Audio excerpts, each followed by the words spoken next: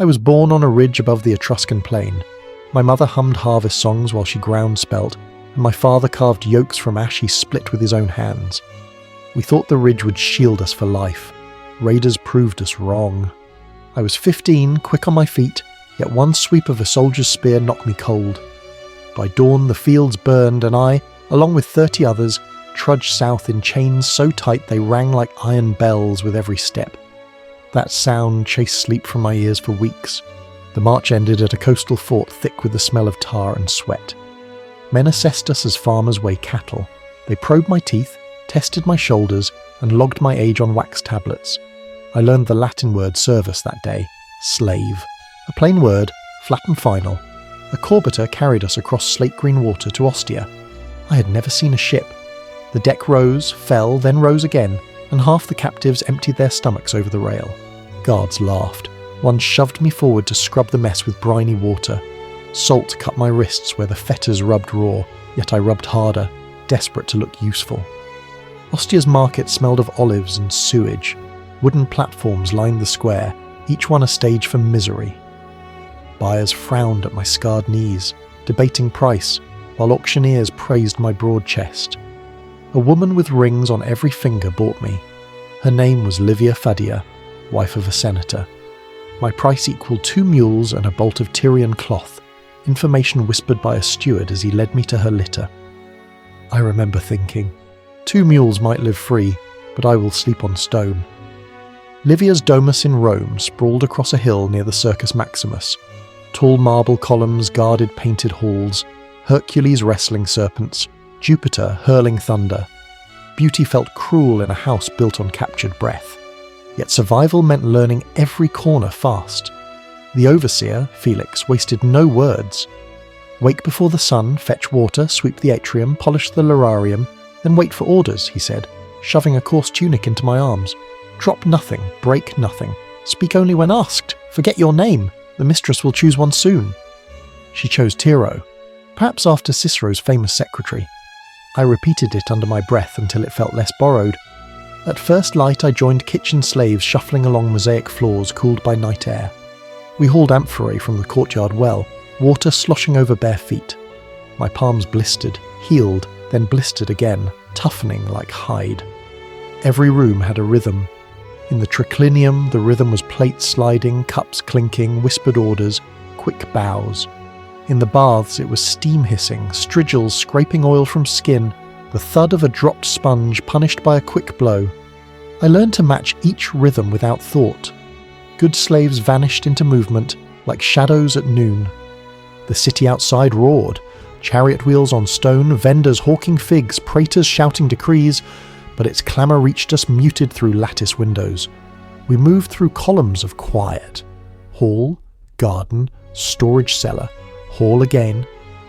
Only during meals did conversation break the hush, and even then our voices stayed hushed, as if loud words might chip marble. Felix enforced order with a vine staff. He favoured backs and calves, never faces. Bruises on faces make guests uneasy.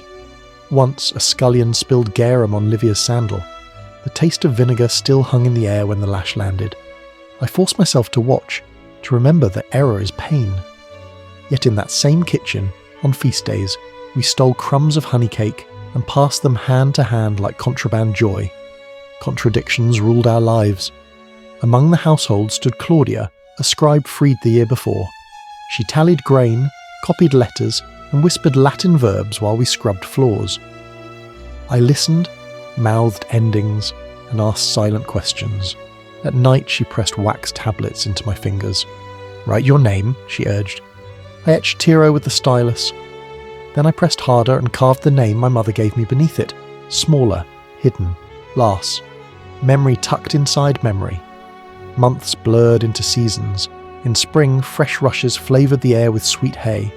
In summer, heat baked the tiles until they burned our souls. In autumn, smoke from burnt offerings drifted through the peristyle. In winter, icy wind knifed through gaps in shutters, and slaves huddled under thin blankets.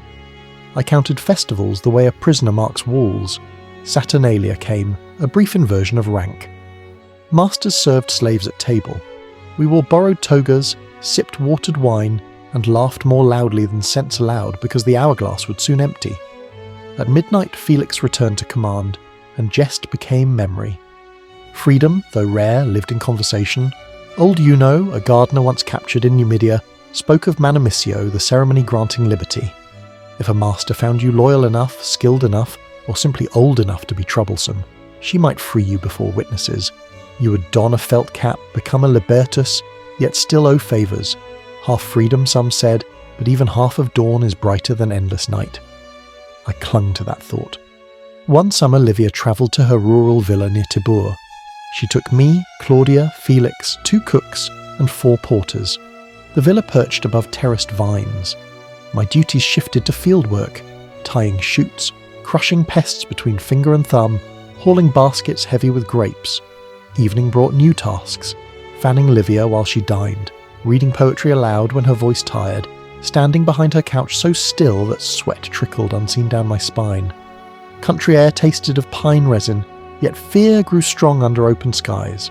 Wolves prowled hills, and bandits sometimes raided villas for silver. Felix doubled the watch, handing me a rust-flecked spear. My hands shook.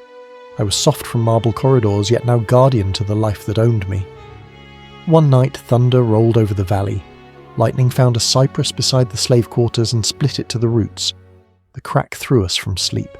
Flames licked dry boards. Felix bellowed orders, but smoke drowned his words. I herded 2 young kitchen boys out the door, coughing, eyes streaming. Claudia emerged last, half dragging an amphora of records. Sparks speckled her hair. We formed a line to the well, passing buckets like frantic ants. Rain finally doused the blaze. Dawn revealed blackened rafters and a stone floor silent except for dripping water. Livia surveyed the ruin with narrowed eyes. Then she did something no one expected. She thanked me. A single nod, nothing more, yet the courtyard hushed, as if statues leaned closer. The villa needed repairs. My hands grew calloused from lifting beams, mixing mortar, slicing reeds for thatch. At night, muscles pulsed like drumheads, yet pride flickered. I had saved lives, saved property. Was that worth a manumission tablet? I dared think, yes. Days later, a messenger galloped in, dust cloaking his cloak. The senator, Livia's husband, was dead in Rome, a stroke. Livia's cry echoed across columns. Within an hour, she ordered the estate closed and our party prepared to return. Grief in the household felt like glass underfoot, invisible, cutting every careless step. In Rome, mourning veils draped statues. Yet politics moved fast. Creditors arrived before undertakers. Debts surfaced. To settle accounts, the widow planned to sell half her slaves. Whispers spread through quarters like winter chill. Names were tallied on wax, value, skill, blemishes. Felix posted lists at dawn. My stomach hollowed as I read. Tiro, retained. Relief stabbed as sharp as fear, for friends marked Venditurus, for sale. That week I served guests who haggled over art, land and living bodies. I stood close as merchants poked a scullery girl's arm, assessing muscle. She met my eyes for a heartbeat. Hope and dread wrestled there. I wanted to speak comfort, yet had no words that wouldn't ring false. 2 nights before the auction, I carried tablets to Livia's study. She sat by an oil lamp, face drawn, ink smudged on her sleeve. A ledger lay open, numbers stacked like tombstones. She did not hear me approach. Her hand trembled. "Domina," I said softly. She started, then sighed. "Leave them on the desk, Tiro." As I turned, a breath caught in my throat. Perhaps it was grief mirrored in her eyes or exhaustion. I spoke without planning. "My lady, may I help with the sums?" She frowned. "You can read these?" I nodded. Claudia's lessons had not been wasted. She slid the ledger across. Numbers blurred at first, then settled. I found misads, corrected carryovers, balanced columns until the deficit shrank. Livia watched in silence. When I finished, she closed the book, sealing our secret. "You have saved me nights of labour," she said. "Tell me, what do you wish?" The room spun. I wished for home, for parents whose faces were growing vague in memory. Yet that wish lay beyond reach. I chose the reachable. "Domina, I wish to buy my freedom one day," I said.